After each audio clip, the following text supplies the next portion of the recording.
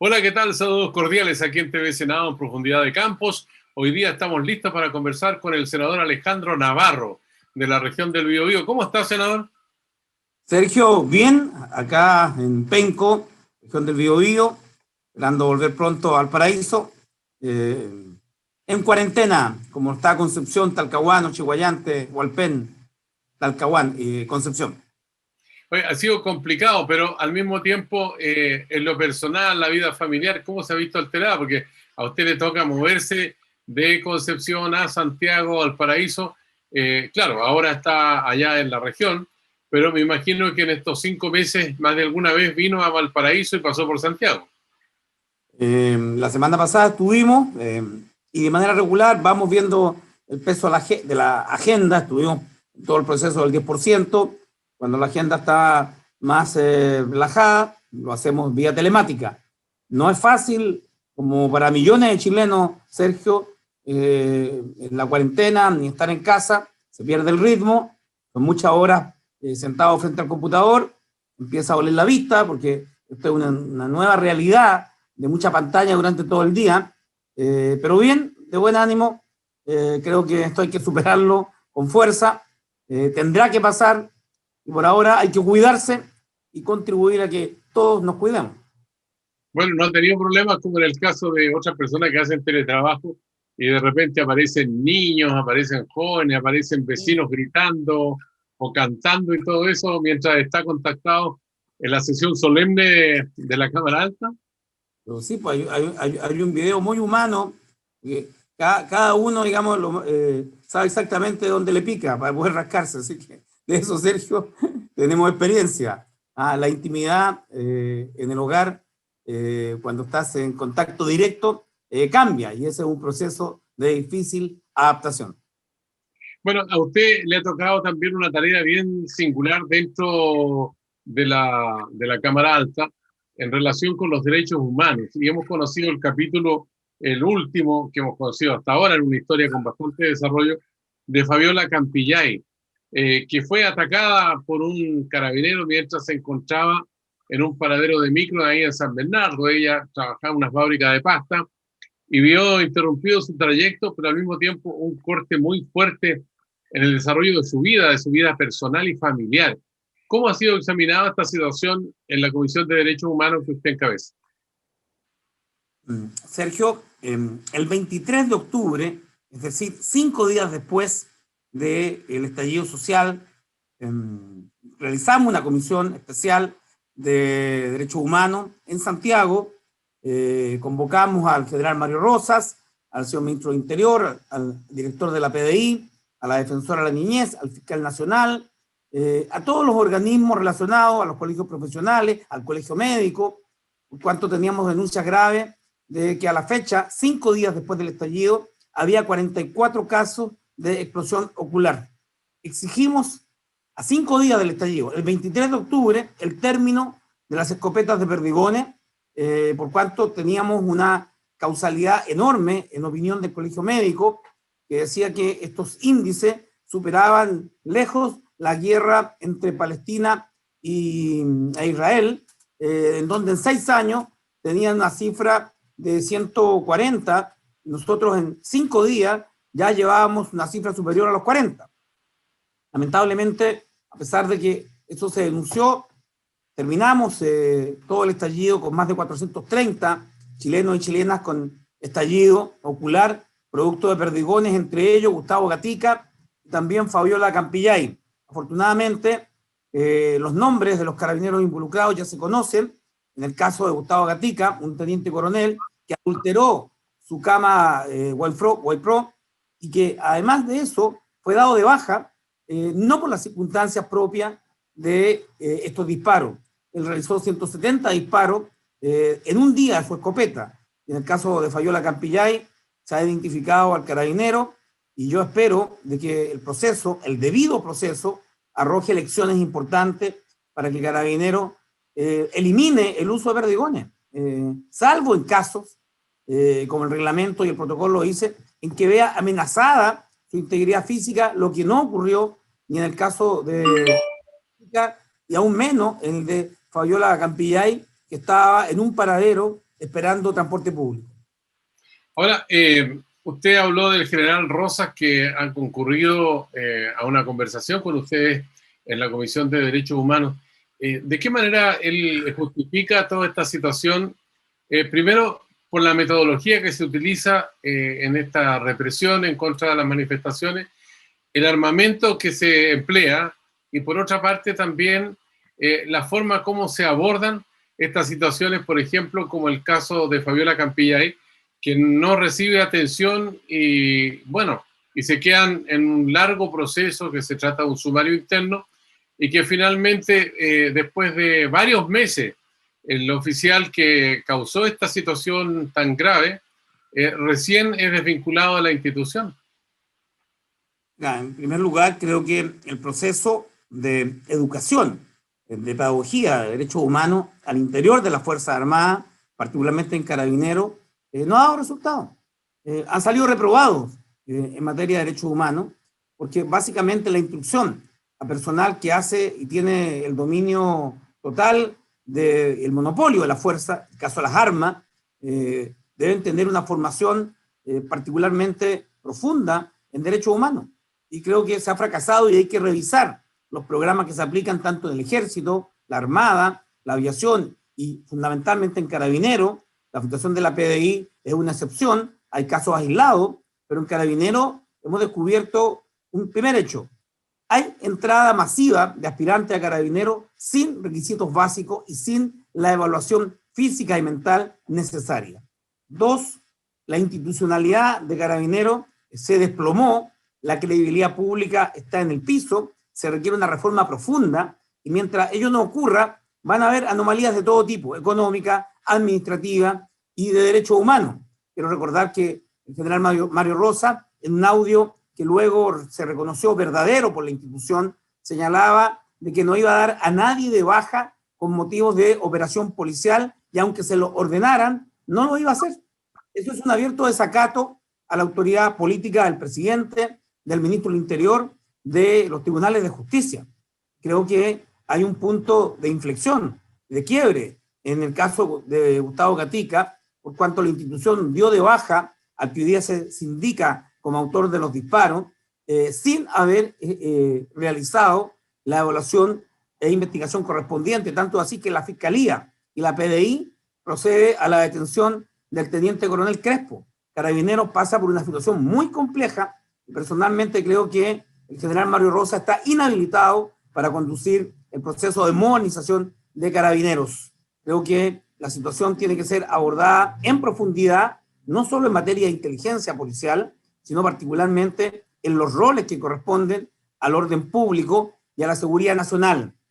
Hay necesidad de una modernización de Carabineros y eso no pasa por traer carros lanzaagua, traer nuevos tanquetas o equipo de audio, de ultrasonido para el control de las manifestaciones públicas. Creo que en ese sentido el Congreso y el gobierno tienen que profundizar. Y la nueva Constitución va a servir para poder definir los roles. La dependencia de Carabineros del Ministerio del Interior tiene que ser de manera vertical, como ocurre en todas las policías del mundo, en donde no se mandan solas, están a cargo de una autoridad civil. Ahora, aparte de que ha habido una cantidad de muertos a raíz del estallido social y de lesiones, más de 350 personas que han sido certificadas en los servicios de salud, en un cuadro de mucha violencia también, que por otra parte hubo focos muy importantes con la quema de estaciones del metro, en fin, destrucción de microbuses y todo eso, y la policía uniformada no pudo controlar, digamos, esas situaciones, pero al mismo tiempo reprimió de la manera que usted está describiendo tan claramente. Ahora, el general Rosa no ha renunciado al cargo. ¿Usted espera que el gobierno en algún momento le pida la renuncia o piensa que podría ser acusado constitucionalmente? El paro de camioneros, el histórico hecho de que los camioneros le hicieran un paro a un gobierno de derecha, se lo hicieron a Allende el 73 y han marcado otro hito histórico con un paro absolutamente minoritario, 1.800 camioneros de un total de 70.000, que son los camioneros de carretera, y 220.000 los camioneros en todo el país. Este es un paro de una fracción muy pequeña de camioneros, uno de ellos uno de los dirigentes máximos candidato a senador por la UDI, y el otro, Sergio Pérez, por cierto, muy cercano al gobierno, muy cercano a Piñera, muy cercano a la derecha. Creo que esta presión ejercida con el copamiento de las carreteras y la impunidad de la cual ha sido objeto por parte de Carabineros pone a la institución en una situación muy compleja. Yo he visto videos y he presenciado la detención de personas detenidas por 10, 12, 15 carabineros por portar una bandera chilena, por portar una bandera mapuche, por ocupar durante minutos una calle urbana o una carretera. Han sido desalojados brutalmente por las fuerzas especiales. Y hemos observado cómo los camioneros rompen el toque de queda, hacen fiesta, comen asado, traen compañía femenina, una situación impensada e inaceptable.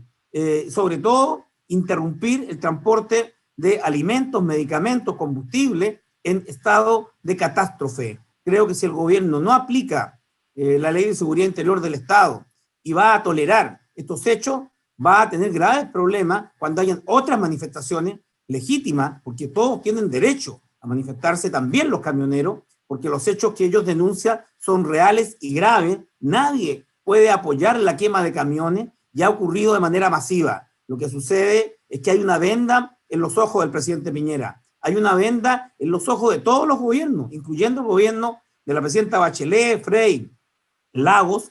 Se habla de la realidad, Sergio, pero se oculta la causalidad. Hoy día el debate son los hechos que yo te comento, la falta de alimentos, la impunidad con que actúan frente a Carabineros, que los custodia, pero se oculta el hecho de fondo.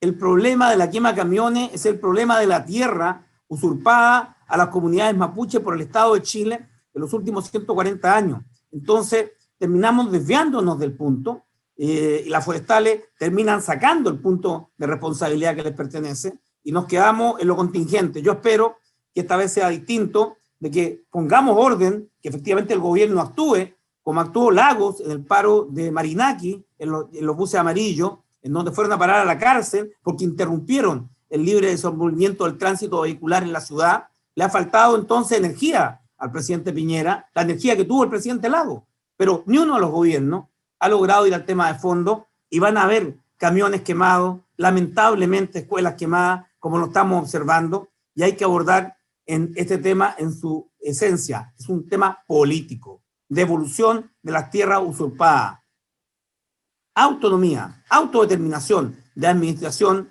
de gobernanza, sin que ello signifique un Estado dentro de otro Estado, como lo hablan los parámetros internacionales. Ese es el tema, Sergio, aunque la historia lo ha ocultado, a nadie le han enseñado las atrocidades que el ejército de Chile cometió con los mapuches a través de Cornelio Saavedra a partir de 1891, la llamada pacificación de la Araucanía, que en definitiva fue la destrucción de la Araucanía.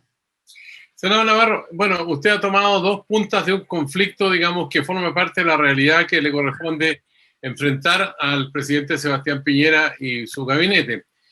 Yo quiero llevarlo un poco a cómo se han desarrollado los procesos. Me imagino que la Comisión de Derechos Humanos de la Cámara Alta ha conocido más antecedentes de cómo ha evolucionado esta situación, y para mucha gente esto ha sido muy tardío.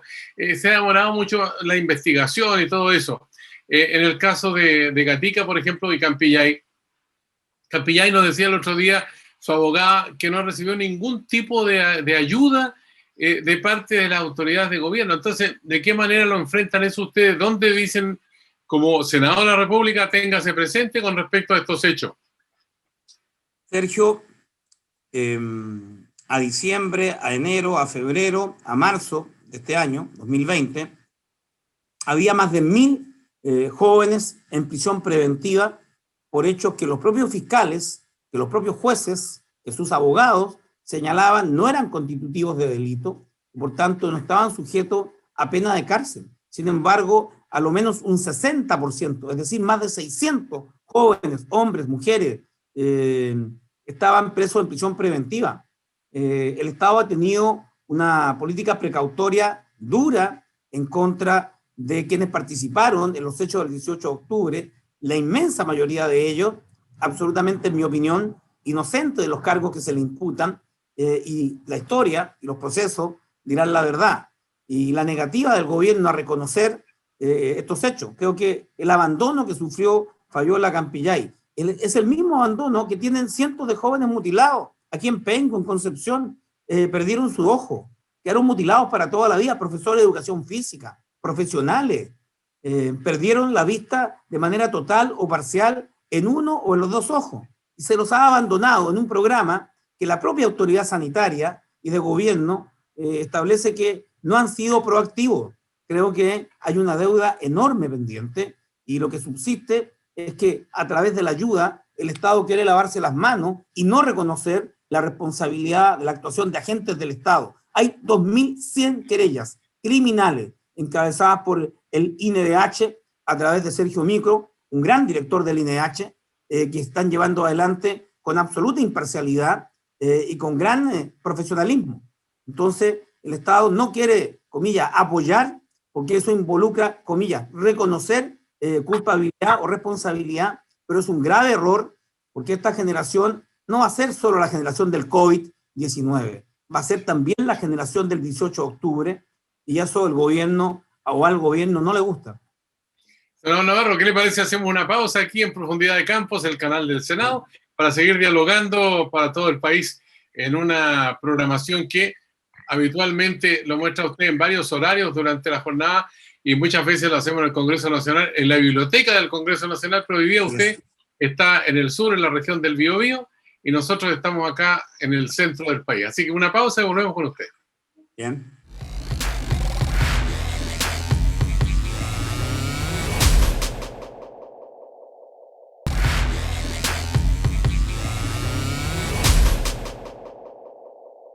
Y ya estamos de vuelta aquí en el canal del Senado, en Profundidad de Campos, para seguir conversando con el senador Alejandro Navarro. Senador, queremos retomar una parte que tocamos así brevemente en el comienzo relacionado con las consecuencias del COVID-19.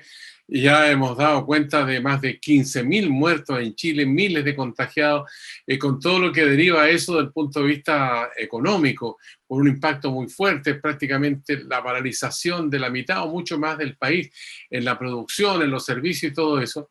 Pero hay un hecho que a mí me llama mucho la atención y que dice relación con los estudiantes de enseñanza básica, enseñanza media, gran vitalidad, mucha energía, y están confinados en sus domicilios particulares. ¿Cómo ve esa realidad en consonancia con la intención, incluso del Ministerio de Educación, de volver a clases?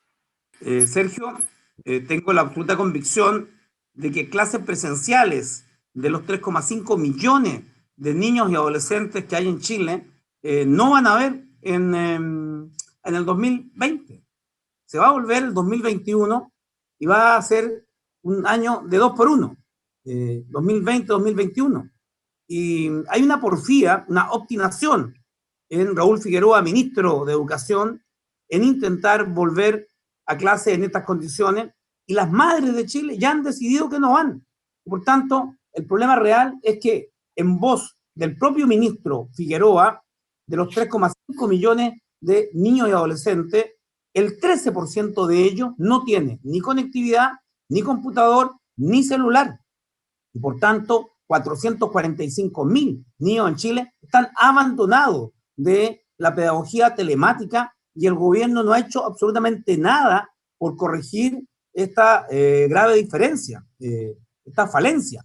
Creo que lo que hay que hacer de manera inmediata es comprar miles de computadores, contratar miles de profesores y establecer conectividad pagada para los hogares de los estudiantes y de los profesores, por cuanto ya no hay clases presenciales y, como ha dicho la ONU, va a haber un grave daño al aprendizaje, pero el gobierno no hace nada por corregir esta situación. Los niños de los colegios particulares pagados, de altos ingresos, no tienen problema, conectados 6, 7, 8 horas a su computador, pero los niños del nivel vulnerable están abandonados. Y esta situación es terrible y el ministerio, te reitero, no ha hecho nada por corregirla, apostando al regreso a clases presenciales. El ministro dijo, van a volver el 27 de abril.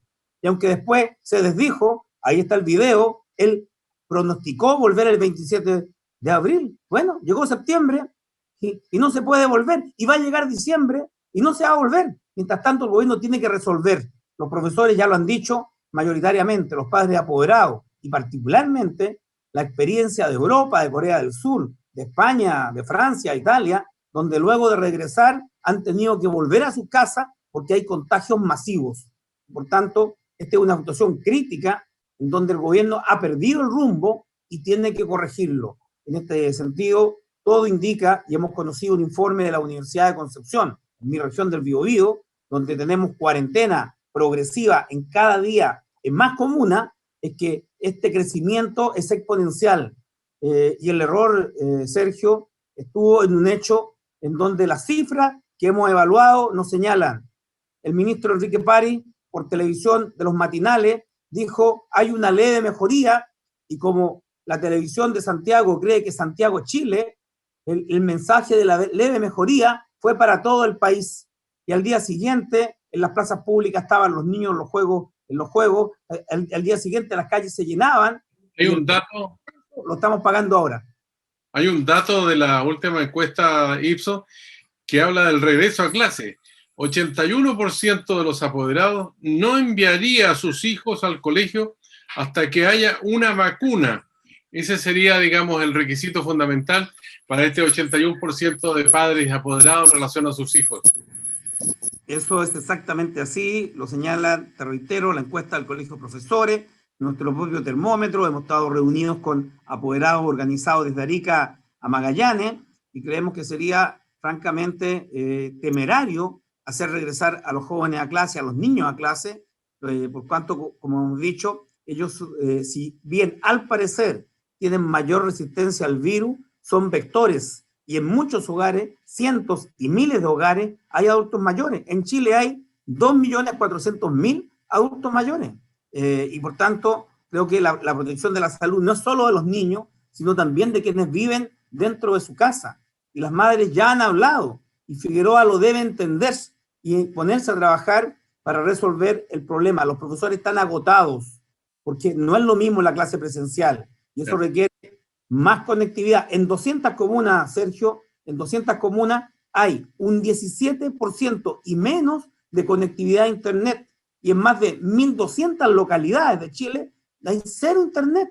Entonces, el gobierno y el Ministerio de Educación tienen que apuntar a resolver ahora este problema y no esperar a diciembre, porque será demasiado tarde y el daño que ya se ha provocado se va a profundizar. Yo espero que la porfía del ministro termine por el bien de los niños.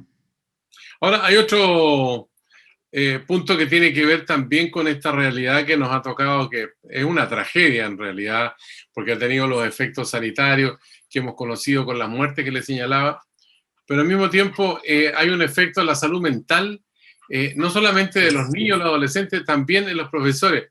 ¿Usted ha visto alguna actitud proactiva de parte del gobierno en función de apoyar en materia de salud mental a toda esta gran masa de estudiantes y de profesores? Sergio, el Programa Nacional de Salud Mental que hoy día está vigente en Chile data del año 2001, es decir, tiene una vigencia de 19 años y como lo han dicho reiteradamente los propios ministros de salud, está absolutamente superado y no hay programa oficial de salud mental. Por eso, el 40% y más de las licencias laborales son por problemas de estrés y salud mental. El principal problema de los trabajadores en Chile es su salud mental, el 40% de su licencia. En el caso de los profesores y de los estudiantes, es evidente que esto está provocando un grave problema en los profesores y en los niños. Y en el programa que el ministro ofrece de regreso, le impone esta mejoría y apoyo a los directivos de los colegios. Es decir, a los directivos. No hay una fuerza profesional que vaya a ir en apoyo del drama que ha afectado a los niños, sino que le dice al director del colegio, al jefe de la UTM o al jefe del DAEM, que apoyen. Yo creo que se ha actuado con liviandad. No ha habido un programa de asesoría a los profesores, ni menos aún a los estudiantes que están en las condiciones que yo te señalo. Aquí en la escuela de Cosmito en Penco, muchos niños no tienen computador, te reitero, y están con guías de una vez a la semana. Y depende, por cierto, del nivel educativo de los padres para apoyar esa guía, porque hay ausencia del profesor.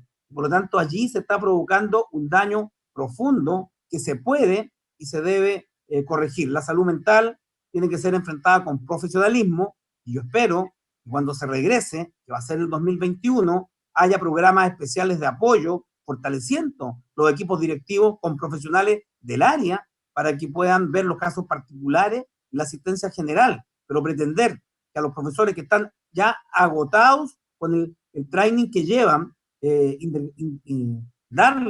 indilgarles la tarea de apoyo psicológico, yo creo que es un error y un exceso.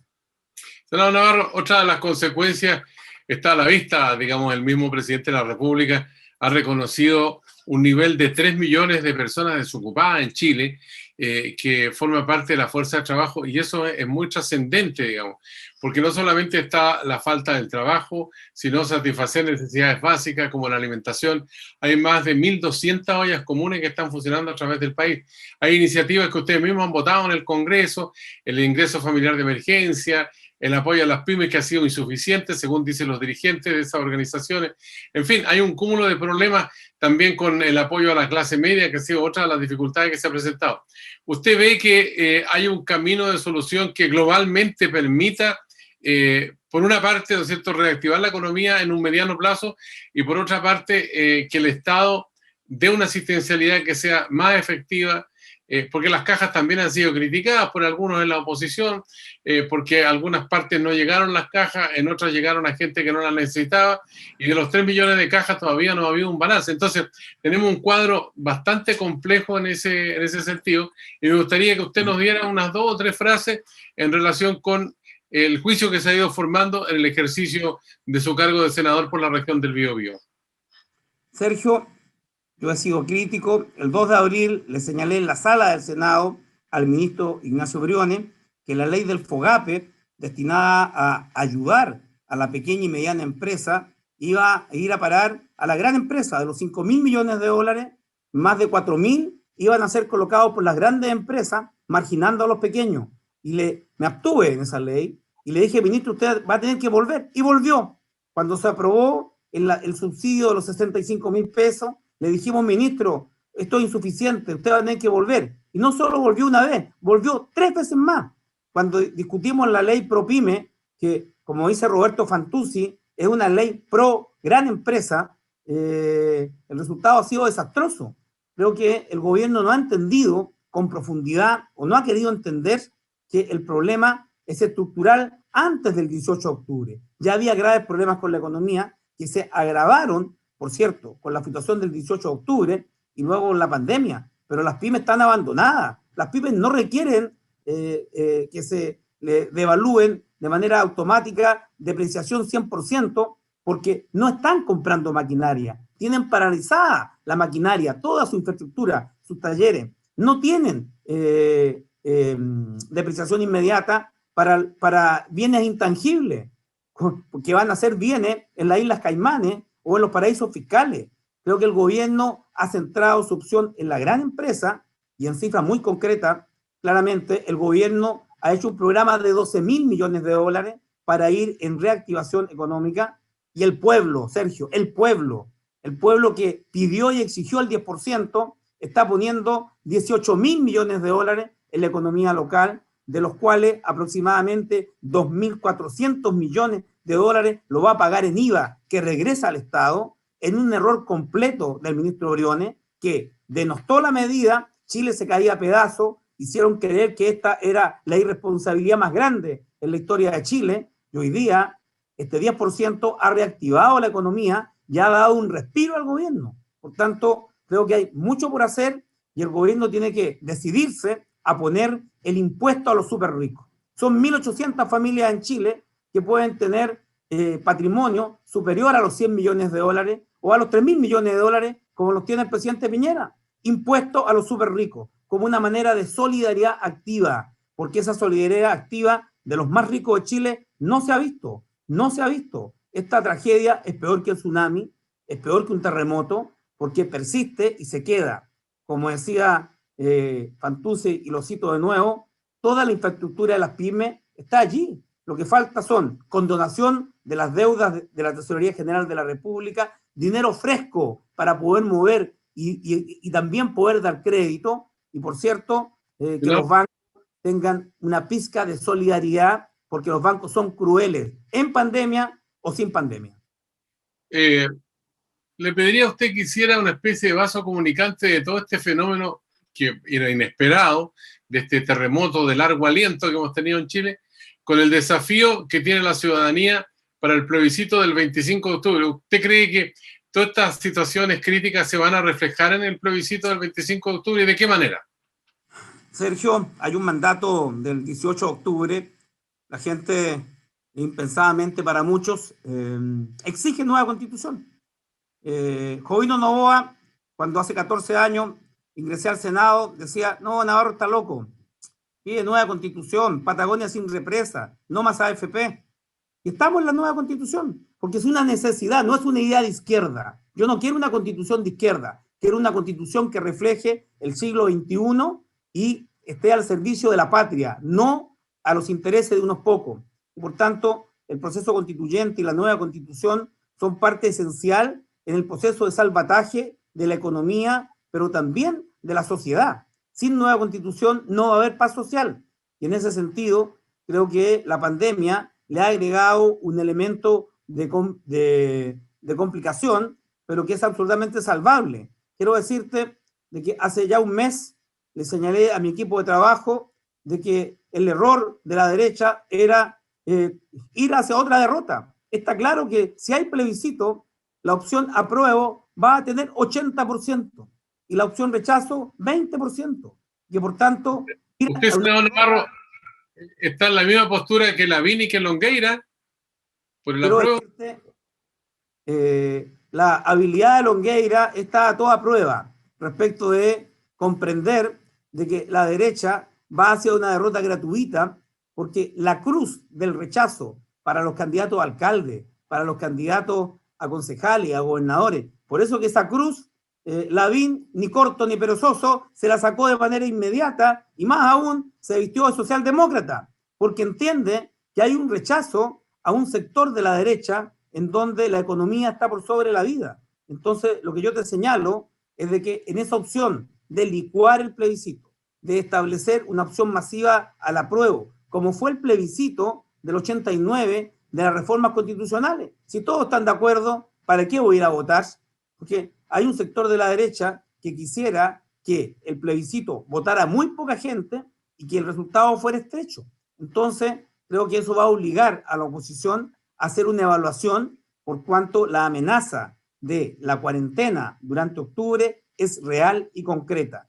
Y creo que sería extraordinariamente negativo que de los 2.400.000 adultos mayores, de los cuales votan 1.470.000, es decir, el 67% de los adultos mayores han ido a votar, votaron en la última elección del 2017, con voto voluntario incluido, pudieran quedar marginados. Entonces, ojo, yo digo que hay un análisis en desarrollo, como dirían los periodistas, este es un proceso o una noticia en desarrollo de cuál va a ser el escenario para el 25 de octubre. Lo óptimo es hacer el plebiscito, hacer el debate, tener las cifras que le den legitimidad al proceso de una nueva constitución. Pero eso está por verse y hay quienes ven en este proceso de urgimiento por volver a la normalidad de que los tiempos cuadran con un rebrote.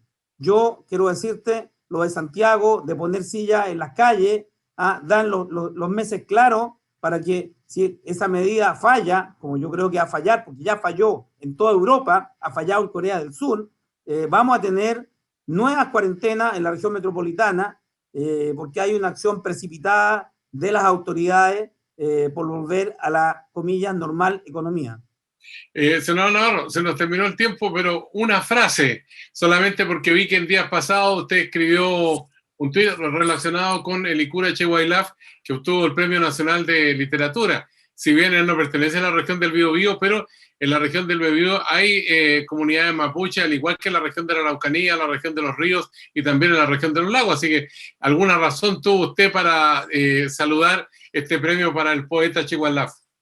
Mira, es una alegría tremenda que Licura Chehuaylaf sea Premio Nacional de Literatura con la poesía. Él nació en Che Lewe, y tradujo al Mapudungún a Neruda, a Víctor Jara. Y por cierto, te recomiendo, Sergio, el libro Recado Confidencial a los Chilenos, escrito por Elicura en 1999. Nos ha dado siempre una gran lección de humanidad, de cultura, y este premio viene solo a reflejar un reconocimiento a su constante labor de estudio histórico, pero particularmente de desarrollo cultural desde una perspectiva propia del pueblo mapuche, en una identidad intransable. Y creo que este reconocimiento le hace bien a Chile entero. Es una gota de refresco en medio de un desierto. Es alentador, porque el reconocimiento a su trabajo profesional, a su poesía, da cuenta de que Chile es diverso, que en Chile somos distintos, pero en la diversidad debemos trabajar unidos para sacar a este país adelante. Senador Navarro, le agradecemos la gentileza de conversar con el canal del Senado en Profundidad de Campos, y ya nos volveremos a encontrar nuevamente a través de la pantalla, ojalá sea la biblioteca del Parlamento allá en Valparaíso. Ya, pues que esté bien y cuídese, ¿ya? Con su familia. Gracias, Sergio. Nos vemos pronto, espero. Pronto. A usted que sigue estas conversaciones le decimos hasta la vista.